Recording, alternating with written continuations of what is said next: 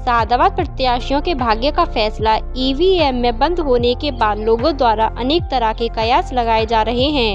कैसे, क्यों और किसकी होगी जीत?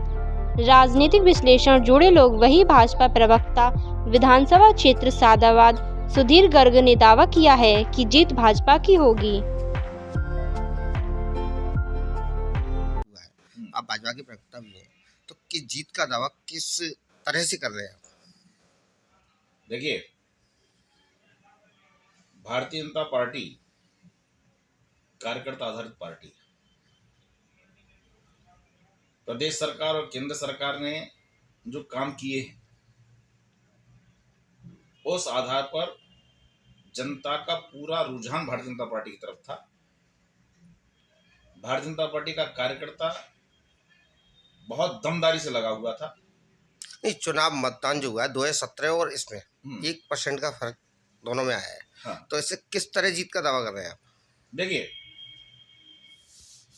जो मतदान प्रतिशत है पिछले बार से 1% कम हुआ है, और पिछली बार जो वोट मिले थे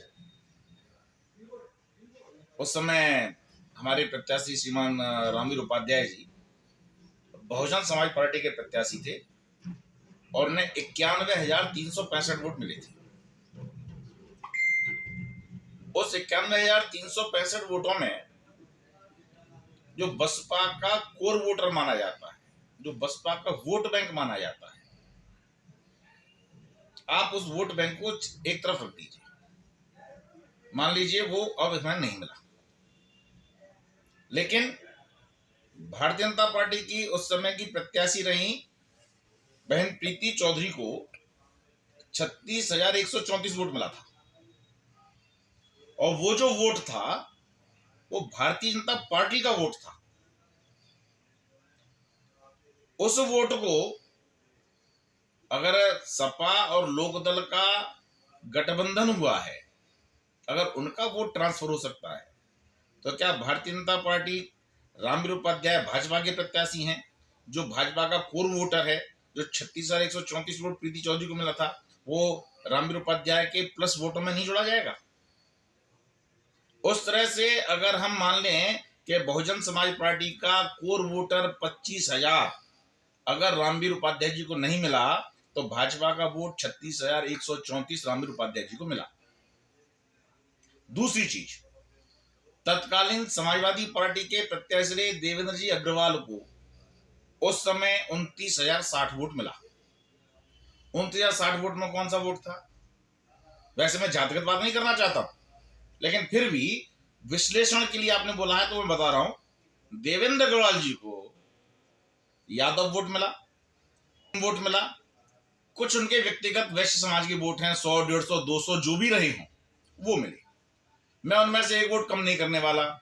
पूरा वोट आप लोकदल प्रत्याशी को दे दीजिए। पिछली बार अनिल चौधरी जी के लिए जो लोकदल का वोट पड़ा था 64,775 पड़ा था। अब 64,775 को और 29,060 को जोड़ दीजिए, लेकिन साथ में मेरे प्रत्याशी के पिछली बार जो वोट मिले उसमें से बसपा के वोट को घटा करके भाजपा का वोट उसमें जोड़ दीजिए, और फिर मैं कह रहा हूं जो 1% वोट का परसेंटेज बार कम हुआ है उसको भी केवल भारतीय जनता पार्टी के वोट में से घटा दीजिए। इतना करने के बाद में अब आप हिसाब लगाइए लोकदल को और कौन सा वोट आप दे सकते हैं और भाजपा का कौन सा वोट आप घटा सकते हैं। अगर मैं न्यूनतम वोट भाजपा को देता हूं और न्यूनतम जीत अगर अपनी देखता हूं, तो फिर भी 6 से 7,000 वोटों से हम जीतेंगे, और रामवीर उपाध्याय जी को सादाबाद का विधानसभा का विधायक बनने से कोई रोक नहीं सकता। आप खुले दिमाग से कैलकुलेटर लेके बैठिए और उसके बाद में विश्लेषण करिए। हवाई बात मत करिए। ये 50,000 वोटों की बात आ रही है।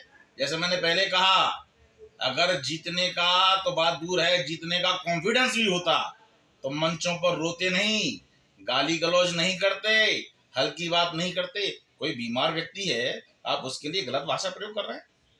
ईश्वर न करे कल आप या आपके परिवार में कोई बीमार हो जाए और उसके लिए ऐसी भाषा प्रयोग की जाए। किस तरह की बातें करते हैं? ये हल्कापन राजनीतिक क्षेत्र में उचित नहीं होता। आलू भंडारण के लिए क्षेत्र का number 1 cold storage Bhagat Ram रावलदास cold storage एवं धर्मकांटा, जलेसर रोड, सादाबाद। इस वर्ष 24 फरवरी को सुबह 11 बजे से भंडारण हेतु आपकी सेवा के लिए शुभारंभ किया जा रहा है। आलू, प्याज, लहसुन, अदरक के प्रमुख व्यापारी एवं आड़ती भगत राम रावलदास, दुकान नंबर 19, 26, 29, पंडित जवाहरलाल नेहरू मार्केट, नागपुर। संचालक भगत राम रावलदास मोटवानी, राजकुमार रावलदास मोटवानी, जीवतराम रावलदास मोटवानी एवं उमेश कुमार रावलदास मोटवानी। संपर्क सूत्र हैं 9423100633 एवं 9373114401।